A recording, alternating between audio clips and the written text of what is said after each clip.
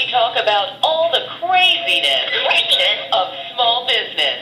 It's that craziness that actually makes it exciting, interesting, and totally unpredictable.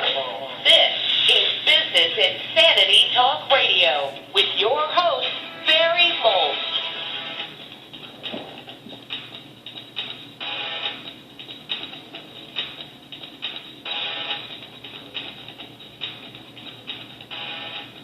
Well, good morning. Today is March the 22nd, 2013. For those keeping track, this is show number 219. This episode, of course, is sponsored by Sage and their new Sage 50 product that handles all the accounting needs for a small business. Wherever you want to take your business, Sage 50 will take you there. My first guest is Shari Olefson. She's an attorney and Supreme Court certified mediator with degrees in journalism, finance, and psychology. She's frequently quoted in publications such as the Wall Street Journal, Forbes, USA Today, regularly appears on all the major TV shows. She just came out with a great new book called Financial Fresh Start, Your 5-Step Plan for Adapting and Prospering a New Economy. I got just disconnected from Shari. I'm going to try to get her on the line here. Calling. Let's see if we can get her here. Good morning, Olefson Law Group. Hi, I was looking for Shari, please. Hold on one moment. Sometimes you gotta call these people. This is exactly what it's like. Shari? Yeah. Shari Moltz, we're live on the air. How are you? Good. How are you? I just gave this great introduction to you, and so you say at this point, thanks for having me. Thank you so much for having me. So I want to talk to you first about, the bailout, because a lot of small business owners are still upset by that. But you said the bailout wasn't just for bankers. Talk about that. Well, the whole point of the bailout was to keep the money flowing. Obviously, it didn't work as well as we would have hoped. I mean, the idea was the government would provide money, cost-effective money to banks, and that would encourage them to continue loaning. Unfortunately, a lot of the banks sat on that money, but sometimes not without bad reason. Because, a lot of the small businesses, we don't need to talk about that, your listeners know, right. Significantly suffered. And so, those clauses in all those line of credit agreements that said that if your banker feels that there's a financial detriment, they can pull the line of credit, that's what happened. Yeah. Well, some people say, that it's not just the banker's fault, it's also the government's fault because they put such strict regulations on banks. What do you think? Well, look, and that's absolutely the case. I mean, the right hand doesn't necessarily know what the left hand is doing. On the one hand, we did have, the troubled asset relief money and other banks, discount windows and discount interest rates trying to encourage banks to borrow and lend. And then on the other hand, we have regulators going in and, 2,000 pages of the Dodd-Frank Act alone requiring new reserve requirements and new procedures, and literally the left hand is counteracting the right hand. Right. And so what do you think can be done at this point to maybe get the money flowing a little bit more for small business owners, or do we just got to get used to this is the way it's going to be? Well, we have to take the power back into our own hands. We know SBA lending, for example, went down after the bubble burst. It's gone back up to some extent. But, with all of the sequestration issues and cutbacks, I can expect some more impacts, including in SBA lending. I think, America was built by entrepreneurial small business owners who were, and here's the key word, self-sufficient. So we've got to figure out other ways to borrow money, including, budding microfinance websites and things like that, to connect borrowers with lenders and to figure out ways to grow our businesses in a more self-sufficient manner.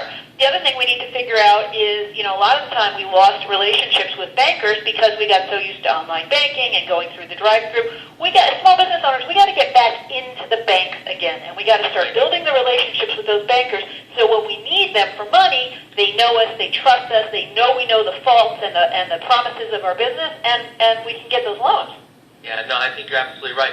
Now, you mentioned the idea of the sequestration, and I think to a lot of Americans, it seems like at this point a lot of talk about nothing except we can't go on a tour of the White House. So, is there, what effect do you think it's going to have on our family, taxes, jobs prospects, those kinds of things?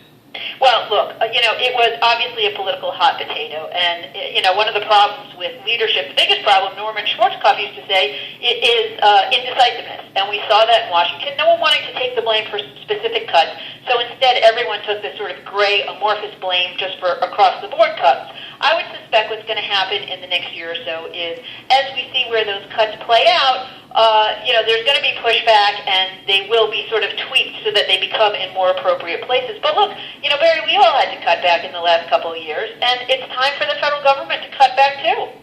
Right. No, I think you're absolutely right. So you don't think they're going to all of a sudden have something that says, okay, guess what, now the sequestration is over? I seriously doubt that. I mean, the push is to balance the budget. So, if the sequestration is going to be over, then that means the cuts are over. That means we need more money. That means we're going to get taxed more. So, I think I'm personally taking a wait-and-see approach. There are more questions than there are answers. But I do think that, we did the hatchet job, and I think in the coming months and years, we're going to see a little more with a scalpel to fix what didn't work out and change things. Right. Now, a lot of small business owners during the Great Recession, they lost their property, they had to go into bankruptcy. What's your advice to them as far as their life after those kind of facts? Because a lot of them are in despair at this point. Yeah, there's no question, and that goes to home ownership and also business ownerships. I mean, actually, the folks that I knew in small business who did really well during the bubble were folks who owned their locations. People who were leasing their locations really had a tough time because they were legally obligated for those lease payments, which was a slow death. If you owned your property, at least you had the option in most cases to rent it out or try to sell it or something else.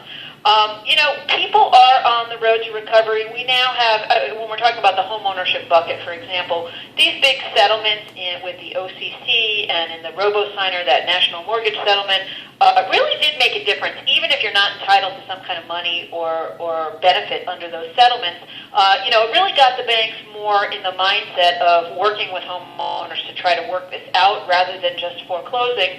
And I tell folks, if you tried to do some kind of a workout a couple years ago and you didn't get it, you were denied or you were ignored, try again because it's really a different climate for that. Also for folks, small business owners who are considering that, do I rent or do I buy? It's one of the topics we cover in Financial Fresh Start, how a small business owner can know when it's time to start thinking about buying their location. I think real estate is one of the best investments around. So it seems like real estate is starting to go up again, but are we just in another bubble that's going to pop here pretty soon? Some folks say that, and I think one of the things that have happened, when the bubble popped, we had this across-the-board massacre in terms of real estate values, commercial and residential. One of the things we've seen is those values are recovering, but we're seeing sort of flare-ups pop up in different areas that were the hardest hit, largely driven by investors who are overbidding property values. We've got, Barry, we've always had really good rules of thumb. I mean, one of the reasons real estate is one of the safest investments is we've got really reliable, century-old indicators that have always worked. So, for example, if you can buy a home for 15 times what it's costing you to rent, it makes financial sense to buy a home there. But we also know you shouldn't spend more than a third of your income on the purchase price. So, the problem during the bubble was not that those rules of thumb didn't work, it's just that we ignored them. Yeah, absolutely. Well, the last question I want to ask you is that, is it still possible for small business owners to get a loan, or do they have to go something a little bit more expensive, like go to crowdsourcing, something that's less traditional? Right. Look, I can tell you the banks want to lend. They have to lend. But, that old adage that banks lend money to people who don't really need it, right. it is also true. I mean, you've got to think like a banker. You've got to look at your credit, your character, the things that your banker looks at. And we deal with that in Financial Fresh Start. Look, the book is written like a menu because different people, everyone's in a different financial situation. But no matter how good or bad yours is, you want it to get better. And so the book is written so that people can pull away very easily just little bite-sized actionable pieces that they can use to make a change in their life today. Yeah, I think it's really, really necessary. Shari, thanks so much for being on the show. Where can people get the book and learn more about you?